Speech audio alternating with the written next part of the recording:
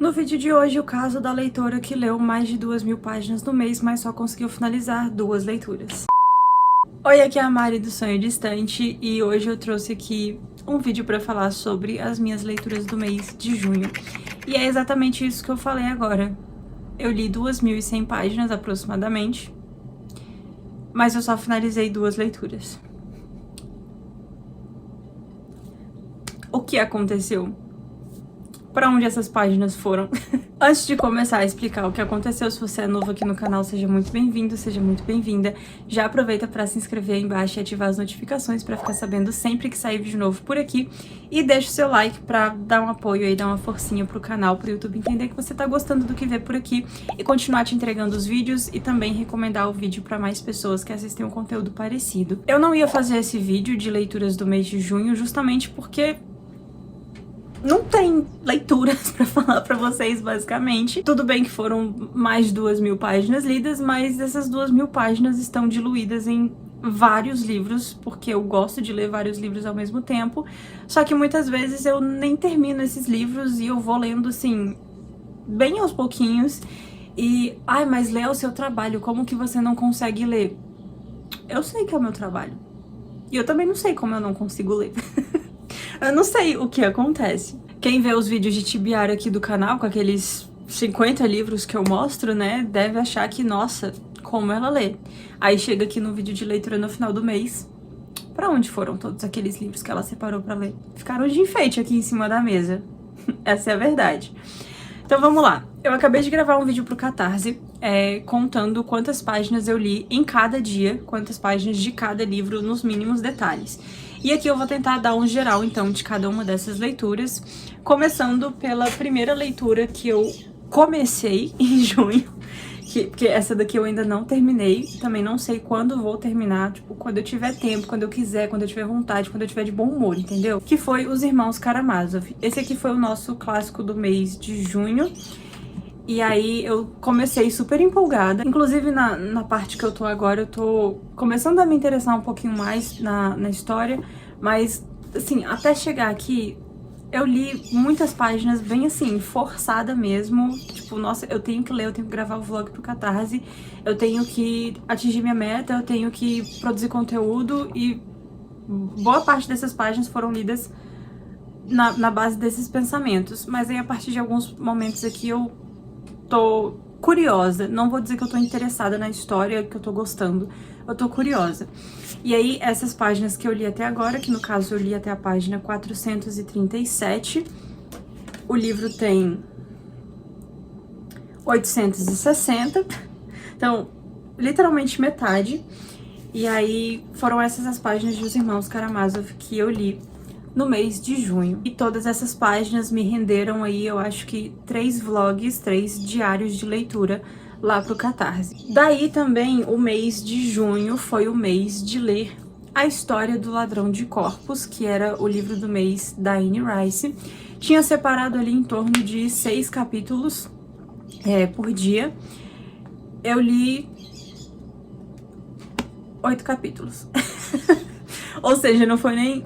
mal foi a meta de um dia e 1/3 da meta do outro dia. Esse é o tipo de coisa que eu me pressiono aqui no canal. Não é nem o fato de ler, é o fato de produzir conteúdo. Então, se eu demoro muito pra ler um livro, meio que eu vou produzir conteúdos muito repetitivos em cima daquele mesmo livro. Tipo, vou postar vlog de 3 semanas seguidas lendo a mesma coisa, e eu sei que isso não é interessante, e eu sei que tem gente que vai falar que, ai, mas é a vida real, mas as pessoas não estão aqui pra ver a vida real, pelo menos eu não vou atrás de muitos canais e de livros pra ver a vida real, entendeu? Eu quero fugir da vida real quando eu vou atrás desses conteúdos. Então, é isso que eu tento trazer aqui pro canal, uma coisinha mais ali pra abstrair, né, pra fugir um pouquinho da rotina. Então eu acabo deixando algumas leituras de lado pra tentar ler outra que vai produzir, que vai gerar um vlog um pouco mais interessante. Então é por isso que muitas vezes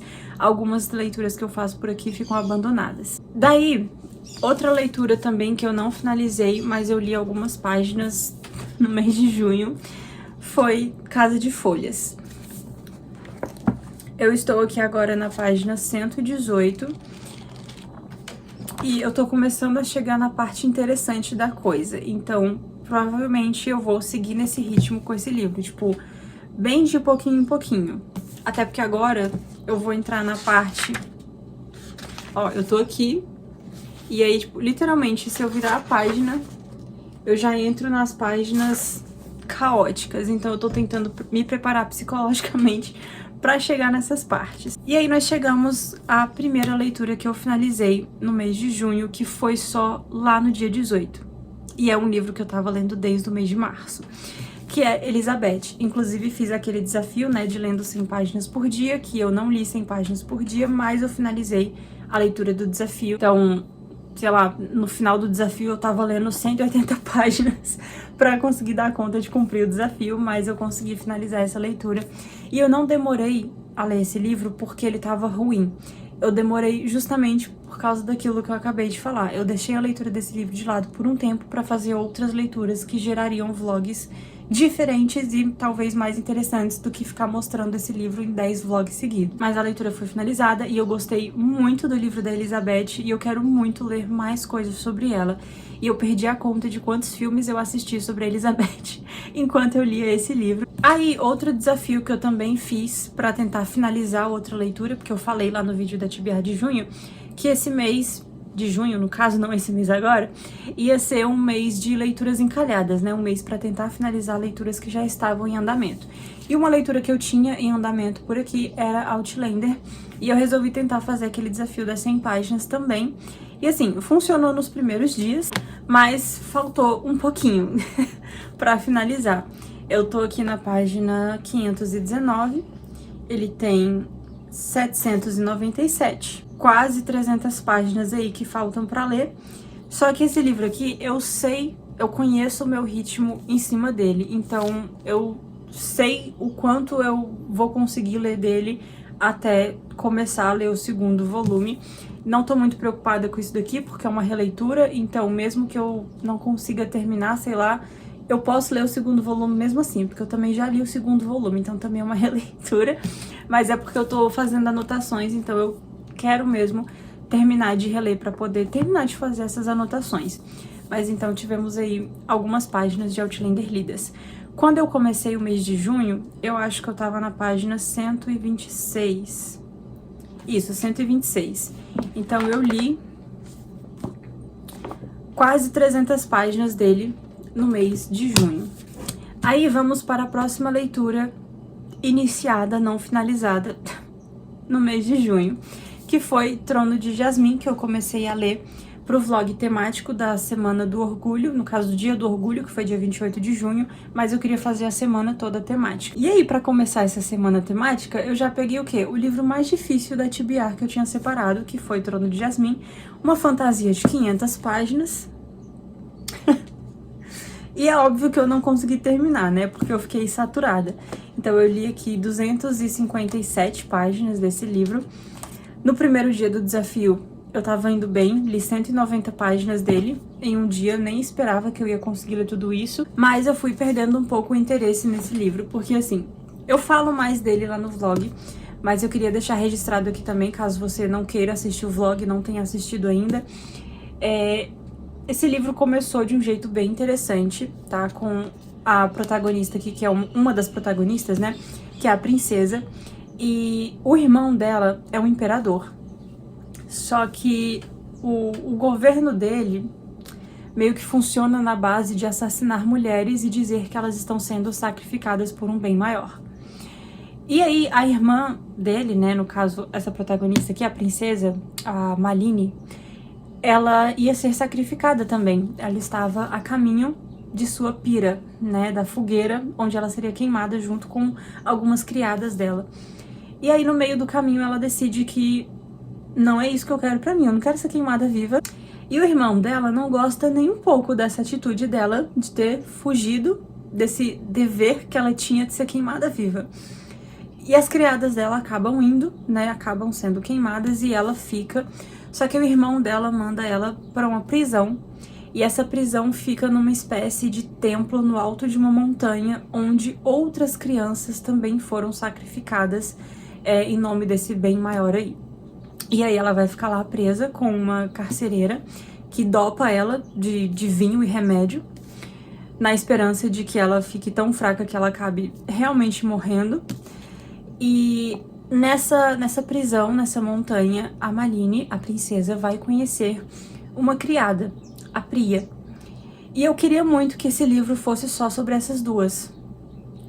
Mas a gente tem uns 5, 6, já perdi a conta de quantos capítulos intercalados entre os personagens nós temos. Então, tem um capítulo para essa carcereira, aí tem um capítulo para a mulher que adota, na verdade, várias crianças órfãs que são atingidas por uma doença que eles têm aqui, que eles chamam de decomposição, que é uma doença que vem dos campos, e as pessoas começam a crescer musgo, folhas, galhos, assim, na pele dessa pessoa. E aí a gente tem uma mulher que adota essas crianças, não só crianças doentes, mas também crianças órfãs aí que ela achou pela rua, e dão uma chance, né, pra essas crianças.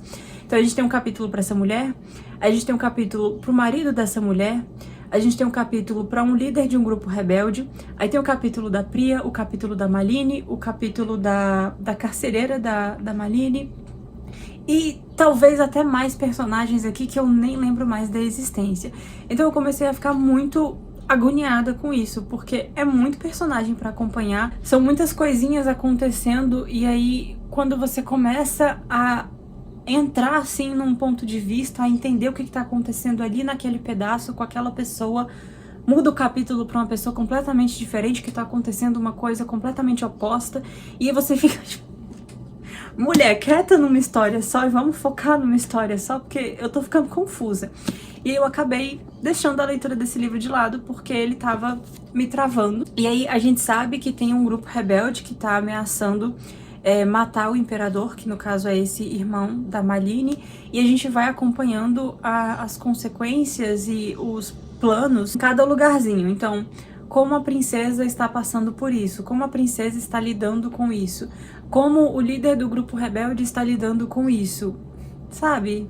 E aí, finalmente, a outra leitura que eu consegui finalizar no mês de junho, que também foi lida nessa semana temática do Dia do Orgulho, foi O Primeiro Beijo de Romeu, que também eu esperava que me desse um alívio ali, que fosse uma leitura um pouco mais relaxante, um pouco mais leve do que Trono de Jasmim, e não foi tanto assim. Tipo, foi uma leitura rápida, mas não foi uma leitura uau, sabe? Acho que eu dei 3 estrelas pra esse livro, e ele me passou uma vibe muito palestrinha. Eu não queria um livro palestrinha, eu queria um livro com personagens que estivessem passando, né, por esse momento de se descobrir e tudo mais, de viver as coisas. E aqui a gente tem o Romeu, que é filho adotado de um casal gay, né, de homens, e que é o Valentim e o Samuel. O Valentim, ele é autor, ele escreve livros para jovens, adolescentes, pré-adolescentes, enfim. E o Samuel é um homem negro, advogado, e a gente tem, logo no começo, a gente já tem essa diferença entre os dois, né? O Valentim sempre teve todas as oportunidades possíveis, e o Samuel sempre precisou lutar muito para ter o mínimo de chance no meio de pessoas que tinham todas as chances possíveis ali na palma da mão delas. E aí hoje o Samuel então trabalha na melhor agência de advogados do Rio de Janeiro, mas ainda sofre muito com preconceitos, tanto por ser negro quanto por ser gay. E aí eles adotam o Romeu, então, quando o Romeu tinha 10 anos de idade. O Valentim e o Samuel, tipo, por mais que eles sejam 2 homens gays, nunca se passou pela cabeça deles que o filho deles necessariamente também seria gay. E aí o Romeu, ele meio que não se sente muito confortável ainda pra falar sobre isso, e ele estuda num colégio católico só para meninos, porque os pais dele priorizaram a educação dele. Precisei mudar de posição, porque agora eu tive que colocar o celular pra carregar, porque ele desligou enquanto eu gravava. A gente vai ter, então, esses 2 personagens adultos comentando, refletindo várias vezes sobre tudo que eles passaram na vida, sobre como não é fácil, sobre como, tipo, várias coisas assim. e falando sobre leis e sobre movimentos e sobre pessoas que foram importantes historicamente para o movimento. Eu entendo que isso é importante, que isso seja legal, mas talvez para uma pessoa que realmente esteja atrás desse tipo de conteúdo. Eu só queria uma história de romance. Eu não queria um livro sobre a história do movimento LGBT, tipo... Entendeu? Eu queria um negócio mais leve, um negócio mais fluido. Mas uma coisa que eu gostei muito nesse livro é porque a gente tem a representação de uma coisa que aconteceu aqui numa Bienal anterior. Aí a gente teve a questão de uma censura, né, de livro na Bienal. E aí aqui a gente vai ter um livro do Valentim sendo censurado no dia do lançamento dele na Bienal. E ele vai ficar super revoltado. E aí, nesses momentos que ele tá revoltado, que ele começa a bombardear o leitor de informações e sobre leis e sobre não sei o que. Eu não quero saber sobre isso. E aí foi muito cansativo essas partes. E eu queria também, assim, a gente tem o título, né, O Primeiro Beijo de Romeu, mas eu acho que esse livro é sobre tudo menos sobre o primeiro beijo de Romeu, porque o primeiro beijo dele, que não foi o primeiro beijo de fato, que foi interrompido ali também por um valentão da escola que tirou ele do armário, digamos assim, pra toda a escola, porque ele estuda nessa escola só pra garotos, né, e ele não tinha nenhum amigo até que o... Como é que é o nome? Até que o Aquiles entrou na escola e eles viraram melhores amigos, aí o Aquiles se assumiu gay pra ele também, e aí eles ficaram ali naquele momento, e aí eles iam dar o primeiro beijo, e aí vem esse valentão e grita pra todo mundo o que tá acontecendo. O Romeu dá um soco na cara desse menino e é suspenso por 3 dias. Então, assim, é uma grande confusão no começo do livro por causa desse quase primeiro beijo. E aí depois a história pula pra essa censura desse livro na Bienal. E fica nisso, e fica, e parece que vai dar certo e dá tudo errado, e parece que vai dar certo de novo e dá tudo errado de novo. E a gente tem uma outra personagem também que vem comprando todos os livros com essa temática para poder distribuir, né, que foi uma coisa que também aconteceu ali nessa Bienal que o livro foi censurado. E lá no finalzinho a gente vai ter um desfecho sobre o Romeu e o Aquiles, e eu fiquei tipo, era isso? Eu queria o livro inteiro sobre os dois, entendeu? Eu não queria o comecinho e depois lá no final uma migalha do que pode ter acontecido com eles. Eu queria o livro inteiro com o romance deles. E não foi isso que eu recebi, e aí eu fiquei bem decepcionada. Mas eu gostei muito de todos os personagens, eu achei todos os personagens muito fofos e muito bem desenvolvidos também. E a interação entre eles também, aquela coisa... sensação de família, sabe? Tipo, você tem os seus amigos ali, mas eles parecem mais família do que simplesmente amigos. Então eu gostei muito dessa interação entre os personagens, mas realmente eu queria mais o primeiro beijo de Romeu do que a temática da censura na Bienal. Enfim, é isso, minha opinião. E essas foram as minhas leituras do mês de junho. Obviamente que eu não li tudo que eu tinha planejado lá no vídeo de TBR, não li tudo que eu queria, li muito menos do que eu queria, estou frustrada, sim, como eu falei, quase não vim aqui fazer esse vídeo, justamente por causa disso. Mas é isso, estamos aqui, e esse foi o meu saldo de leituras do mês de junho, e só resta esperar que julho seja melhor e fazer por onde, né, para que ele seja melhor. Isso vocês acompanham ao longo dos próximos vlogs, e eu espero que vocês tenham gostado de me acompanhar aí durante o mês de junho. Me conta aqui como é que foram as leituras de vocês ao longo do mês, o que vocês leram, se teve algum livro favorito, alguma grande decepção. Em breve sai aqui no canal também a famosa book tag dos 50%, né, que é aquela tag onde a gente faz o balanço do ano até agora, então melhores, piores, lançamentos desejados, lançamentos que ficaram pra trás, tudo isso em breve aqui no canal. Eu sempre espero passar do mês 6, né, porque aí literalmente passamos da metade do ano pra poder responder essa tag, então aguardem que em breve ela sai aqui no canal. Vou ficando por aqui, muito obrigada por terem assistido e a gente se vê em um próximo vídeo. Tchau!